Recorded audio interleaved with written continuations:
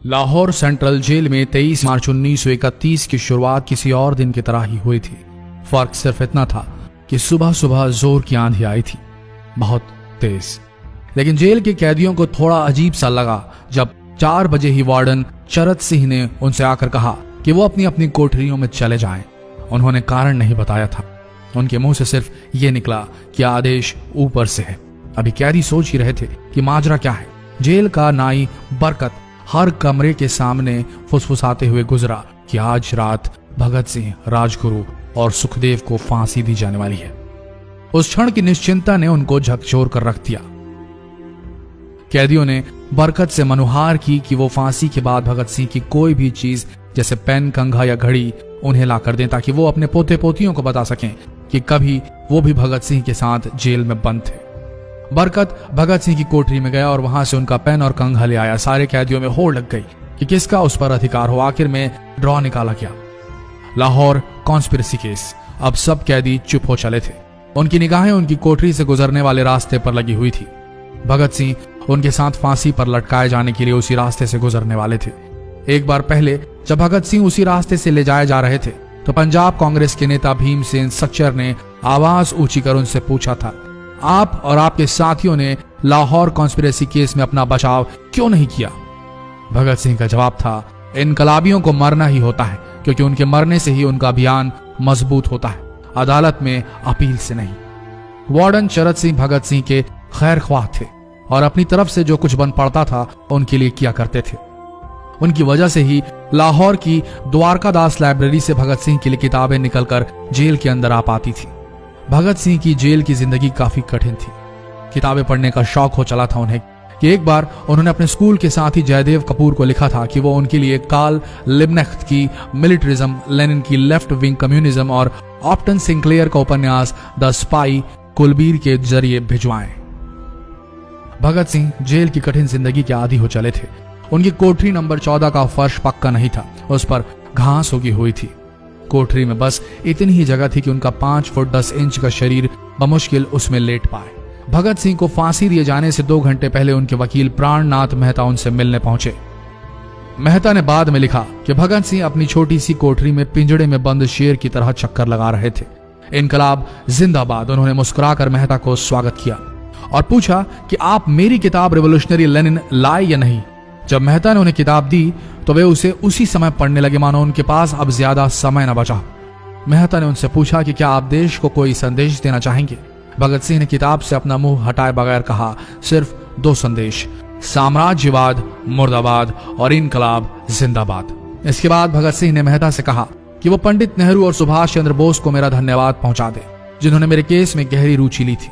भगत सिंह से मिलने के बाद मेहता राजगुरु से मिलने उनकी कोठरी पहुंचे।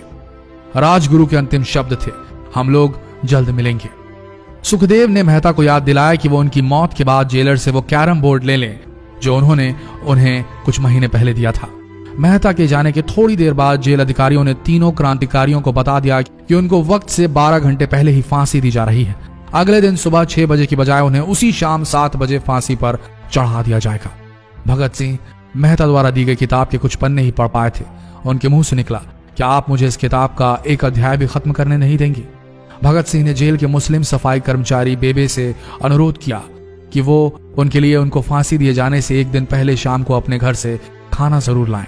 लेकिन बेबे भगत सिंह की इच्छा पूरी नहीं कर सके क्योंकि भगत सिंह को 12 घंटे पहले फांसी देने का फैसला ले लिया गया और बेबे जेल के गेट के अंदर ही नहीं घुस पाए। थोड़ी देर बाद तीनों क्रांतिकारियों को फांसी की तैयारी के लिए उनकी कोठरियों से बाहर निकाला गया। भगत सिंह, राजगुरु और सुखदेव ने अपने हाथ जोड़े और अपना प्रिय आजादी गीत गाने लगे।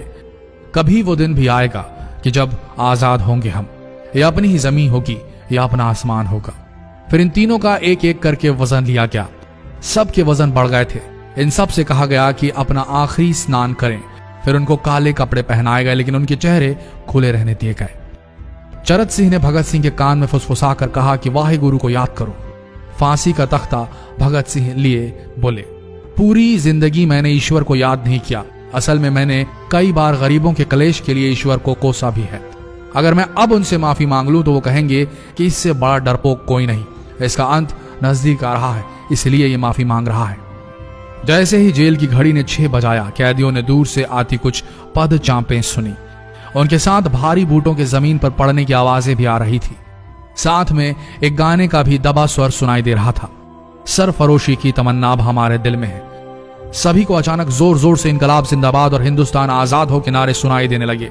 फांसी का तख्ता पुराना था, लेकिन फांसी देने वाला काफी तंदुरुस्त। फांसी देने के लिए मसीह जल्लाद को लाहौर के पास शाहदरा से बुलवाया गया था। भगत सिंह इन तीनों के बीच में खड़े थे। भगत सिंह अपनी मां को दिया गया वो वचन पूरा करना चाहते थे कि वो फांसी के तख्ते से इनकलाब जिंदाबाद का नारा लगाएंगे। लाहौर जिला कांग्रेस के सचिव पिंडी दास सोंधी का घर लाहौर सेंट्रल जेल से बिल्कुल लगा हुआ था। भगत सिंह ने इतनी जोर से इनकलाब जिंदाबाद का नारा लगाया कि उनकी आवाज सोंधी के घर तक सुनाई दी। उनकी आवाज सुनते ही जेल के दूसरे कैदी भी नारे लगाने लगे। तीनों युवा क्रांतिकारियों के गले में फांसी की रस्सी डाल दी गई, उनके हाथ और पैर बांध दिए गए।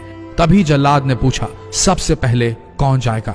सुखदेव ने सबसे पहले फांसी पर लटकने की हामी भरी।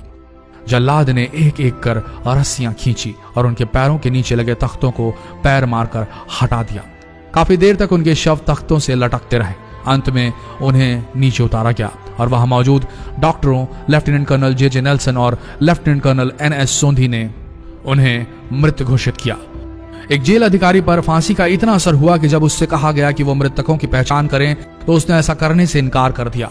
उसे उसी जगह पर निलंबित कर दिया गया अंग्रेजों द्वारा। एक जूनियर अफसर ने यह काम अंजाम दिया। पहले योजना थी कि इन सब का अंतिम संस्कार जेल के अंदर ही किया जाएगा, लेकिन फिर यह विचार त्यागना पड़ा जब अधिकारियों को आभास हुआ कि जेल से धुआं उठते देख बाहर खड़ी भीड़ जेल पर हमला कर सकती है। इसलिए जेल की पिछली दीवार तोड़ी गई। उसी रास्ते से ट्रक जेल के अंदर लाया गया और उस पर बहुत अपमानजनक तरीके से उन शवों को एक सामान की तरह लाद दिया गया।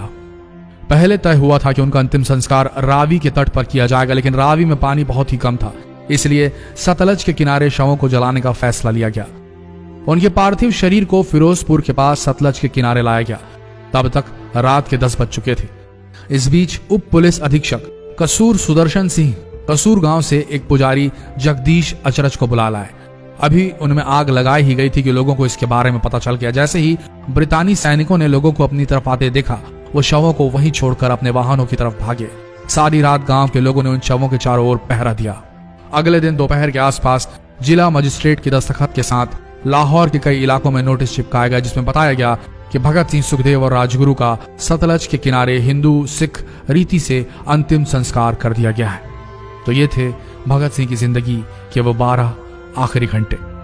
आशा करते हैं इस वीडियो में सुनाई गई ये कहानी आज युवा पीढ़ी के दिलों में मर चुके देशभक्ति को जगाने में कामयाब होंगे। जितना हो सके इस संदेश को पूरे देश में पहुंचाएं। इस वीडियो को शेयर करें फेसबुक पर, व्हाट्सएप पर, और हो सके तो इस पेज को फॉलो करें ताकि ऐसे ही वीडियोस आप तक सही समय पर पहुंच सके। मिलते हैं अगले वीडियो में, तब तक के लिए आप सबका धन्यवाद।